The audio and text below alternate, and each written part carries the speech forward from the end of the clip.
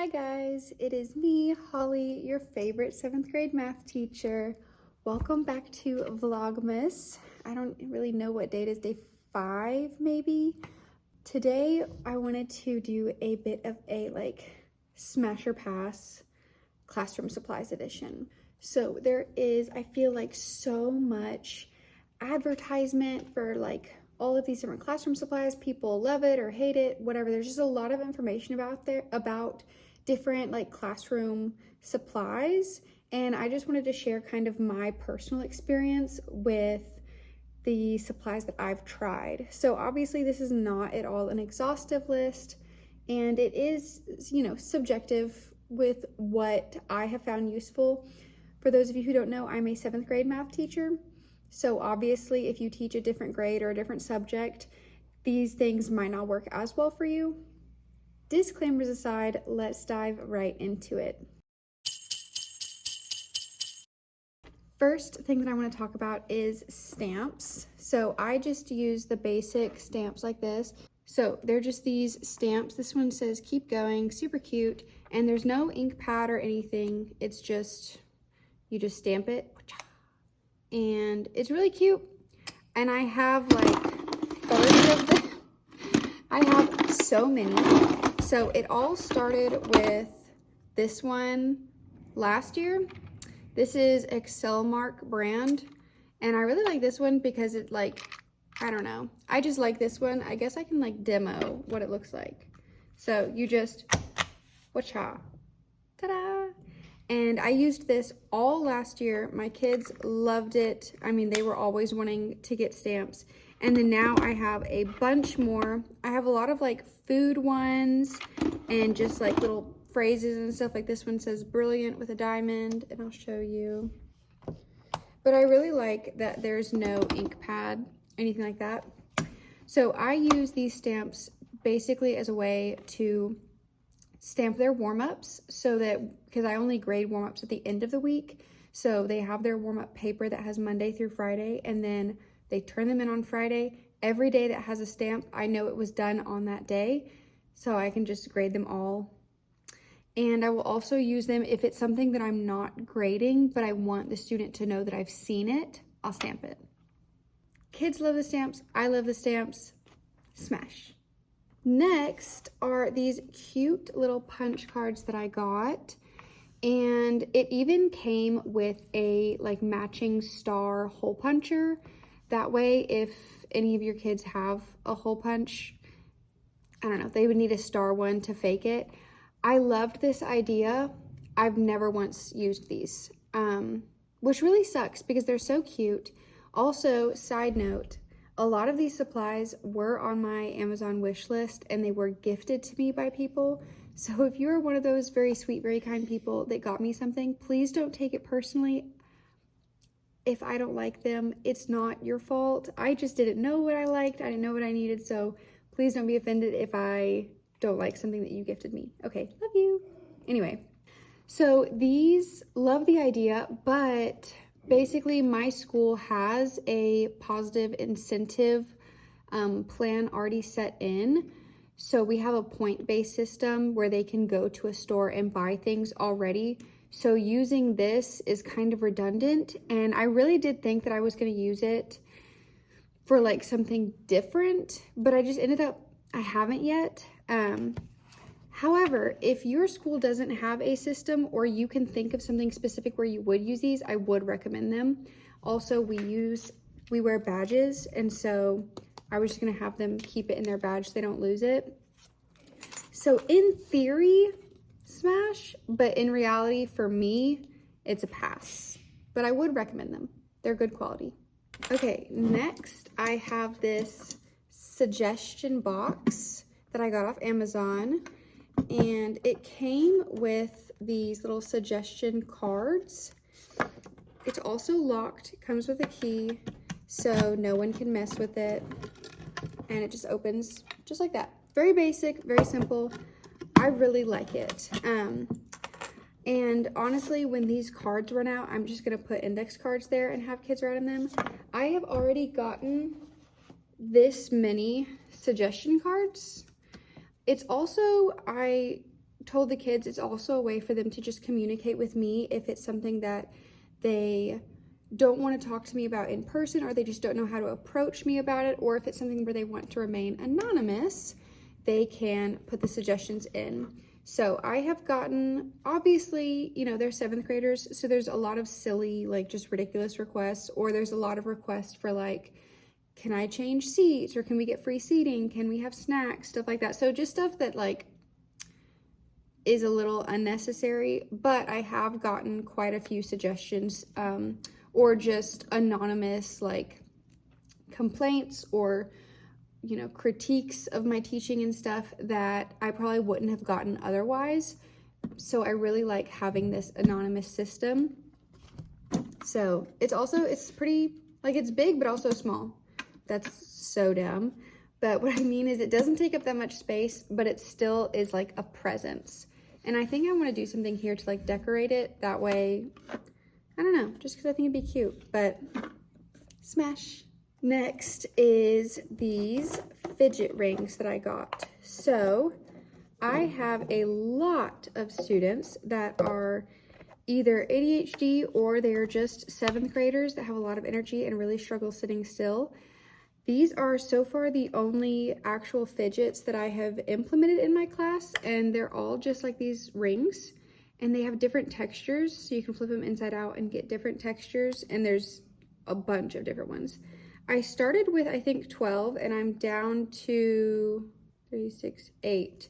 So some students forget to give them back to me, but for the most part, we have a really good system going where, you know, it's open to any students. I have found that really only the students that need them are going to use them. The kids that don't need them will try to take them once and then realize that they don't need it. They're bored, like they're just not going to use it, and so they'll put it back. But I really like these rings because they're silent. They're silent. You know how many fidget things are out there, like fidget toys, fidget spinners, those like clicky things? They make so much noise, and they already make so much noise with their pencils. So when I have a student that's like tapping their pencil or just can't stop moving around, I just bring the jar to them and they just grab a ring, and it really does help, just having that fidget texture thing. So the fidget rings, pass. Oh, no, smash. Next item on the list, I do not actually have them anymore. I got them last year and I hated them, so I'm just gonna go ahead and put it out there, it's a pass. But it was these magnetic dots. They're like sticky dots, so they have adhesive on one side and they're magnets. So the idea is great. You know, you stick it to something and now you could stick it to the whiteboard. The adhesive is not great, so things fall off all the time. The magnet isn't really that strong, and I just found them overall really not great to work with. What I recommend is magnetic tape.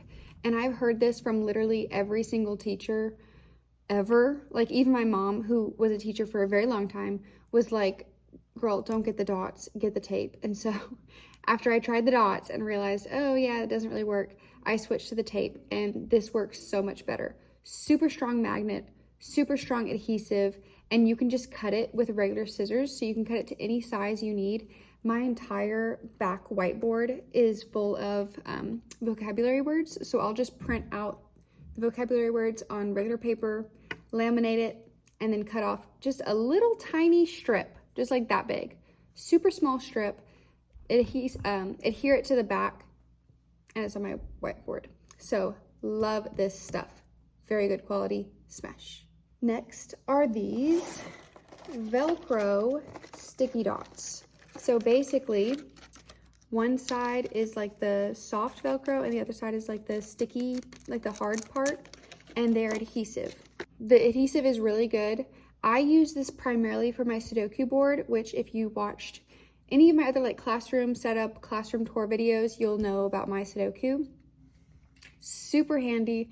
I have really not had any issues with these Velcro dots. Like the Velcro is pretty strong, and even when I like decide, okay, I don't need this Velcro dot here anymore, sometimes I cannot even get it off. Like the adhesive is that strong. So you will definitely not go wrong with this, and there are so many. There's 500.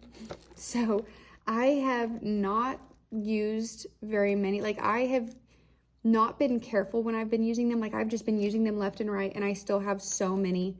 So, smash. Next on the list, I think I might have to stand for this. Some of you will recognize this from my classroom setup videos. Number pockets. Great quality, very sturdy. The hardware that it comes with is over the door, which doesn't really work for me. I didn't realize that it was over the door, but you very easily could probably use like command strips or even just nail it into the wall. I got these initially to put headphones in. They're a little too small for the headphones that we use, so that doesn't work. But I could absolutely see this being useful if your campus doesn't have a great phone policy and you really struggle with phones in class. I could see this being used for phones. My campus has a really great phone policy. They're not even allowed to have them visible, so I really don't have a use for this.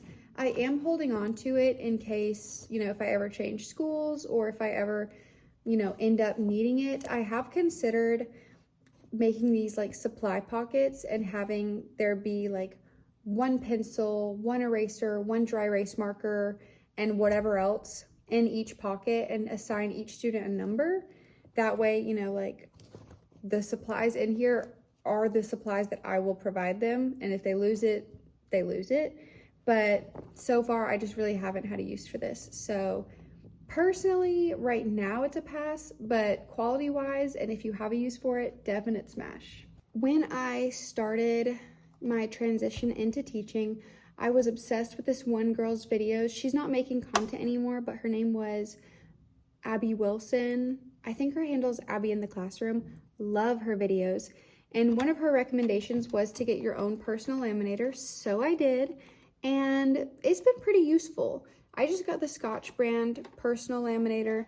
So it came with like a packet of like 50 laminating sheets, and I haven't even used them all. I will say I would only recommend using this for classroom decorations, like things that are gonna hang up on your wall. That's a really good use for it. Or just like other things that are going to stay fully laminated. And what I mean by that is like I have laminated things with this and then cut them out because I wanted like little laminated pieces, and then the laminating sheet comes apart. So not the best, but if you just keep the whole sheet intact, laminated, it's pretty good quality. So if you think that you'd be able to use this, I would say it's worth it. It's really not that expensive. They have sales all the time. I don't even remember how much I paid for this. Under $50, I think, for this and the pack of sheets. But it is slow because it's just one at a time, and it does run a little bit slower than your average like laminator. It takes a while to heat up, stuff like that. But overall, this is a staple remover, specifically for things that you have stapled into the wall. I love this thing. I have 3 of them. They're so great. They work so well.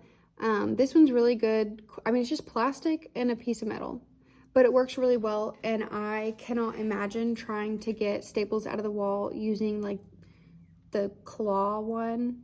So highly recommend, smash. This one is a little different. This is actually a game. It's called the Tower of Hanoi.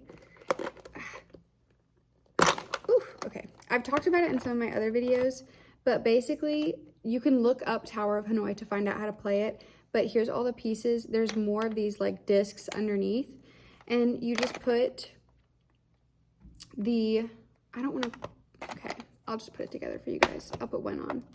So you'll have 3 of these, and the goal is to get all of the discs from one side to the other, but there are stipulations. So it's a really good logic puzzle.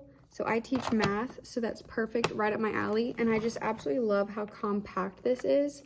My kids ask to play it all the time. And this is really great for like early finishers because I can just hand it to them.